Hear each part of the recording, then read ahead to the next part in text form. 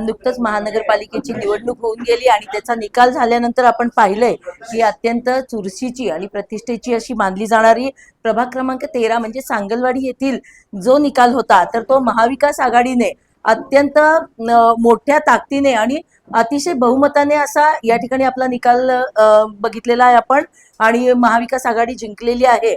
आणि नुसती जिंकली नाही तर निकाल होऊन सत्ता स्थापन व्हायची वाट न बघता येथील जे नवनिर्वाचित नगरसेवक आहेत तर त्यांनी अनेक पद्धतीने आपापल्या कामाचा धडाका चालू केलेला आहे। नुकतंच त्यांनी रस्त्याचं देखील एक काम हाती घेतलं आणि काल त्या कामाचा शुभारंभ केलाय। आज लगेच त्यांनी जनहितासाठी एक आंदोलन देखील छेडले गेलेलं आहे आणि त्याच्यासाठी एक पत्रकार परिषद बोलवली आहे। तर कोणतं आंदोलन आहे आपण याची माहिती थोडक्यात घेऊया। अश्विनीताई नमस्ते, सांगा आपण आता जे आंदोलन करतोय तर ते कशा संदर्भात आहे? आज आम्ही इथे उपस्थित आंदोलन करतोय ते यासाठी आहे की बाबा आज भटक्या कुत्र्यांचा जो विषय आहे फार मोठ्या प्रमाणावर चालत आहे। पूर्ण महानगरपालिकेतच सर्वच नागरिक यासाठी त्रस्त आहेत त्यामुळे, आणि त्यांची नसबंदी करावी, एकाच वेळी मोठ्या प्रमाणात नसबंदी व्हावी यासाठी आज आम्ही इथे उपस्थित आहोत। हे जे नसबंदी करायचं आहे तर त्याच्या संदर्भात आपल्याकडे काही अशा उपाययोजना आहेत का? कारण सरकार तर म्हणतं की आम्ही सगळं करून थांबलेलो आहोत, आमच्याकडे निधी नाहीये, तर आपण काही सुचवू शकता का? निधी नाही असं नाही, जो काही याच्यामध्ये नसबंदीमध्ये जो काही विषय आहे, जो भ्रष्टाचार आहे तो महत्वाचा थांबलं पाहिजे। एक दोन कुत्र्यांची नसबंदी करायचं आणि तेच तेच परत तुम्ही रिपीट तेच कुत्री नसबंदी केलेत म्हणून तुम्ही जे दाखवता त्याच्यासाठी कुत्र्यांच्या कानाला टॅग, त्यांचा नंबर त्या टॅग वरती आणि कोणत्या साली त्यांचं नसबंदी झाली आहे हे नमूद असलं पाहिजे, जेणेकरून त्याच्यामध्ये जो काही भ्रष्टाचार होतोय तो थांबवता येईल।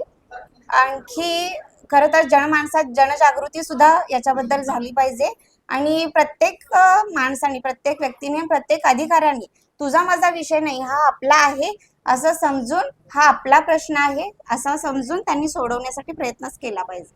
आपल्यासोबत अभिजित कोळी हे देखील जोडले गेलेले आहेत। अभिजित यांच्याकडून जाणून घेऊयात की त्यांचं आंदोलन जे आहे तर त्याची पुढची पायरी काय असेल?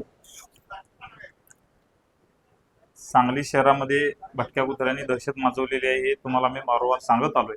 सांगलीत ह्या भटक्या कुत्र्यांचा लोण पसरलेला आहे। लहान मुलांच्यावर असेल, वृद्ध माणसांच्यावर असेल, भटक्या कुत्र्यांनी आतापर्यंत हल्ला केलेला आहे आणि एक नगरसेवक म्हणून फक्त रस्ते, लाईट, गटरी हे काम न करता लोकांच्या सुरक्षिततेसाठी पण नगरसेवकांनी पुढे आलं पाहिजे आणि तोच उद्देश घेऊन आम्ही सांगलीवाडीतील सर्व नगरसेवक ह्या मोहिमेची सुरुवात करत आहे। येणाऱ्या काळात जर प्रशासन जागं नाही झालं तर आम्ही सांगलीवाडी परिसरातील, सांगलीतील सर्व भटकी कुत्री एकत्र करू, गोळा करू आणि महापालिकेच्या दारात नेऊन सोडू। त्यानंतर पण जर प्रशासन जागं होत नसेल तर आम्ही जनहित याचिका कोर्टामध्ये दाखल करू।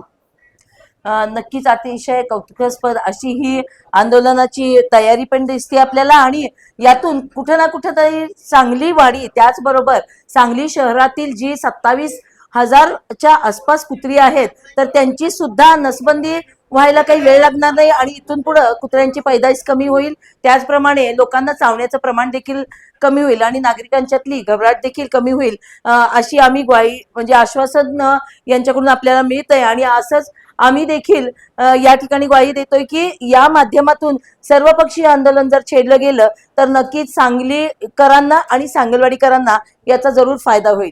मी कॅमेरामन विनायक सह सांगली प्राण न्यूज साठी मुख्य संपादिका नीता पाटील।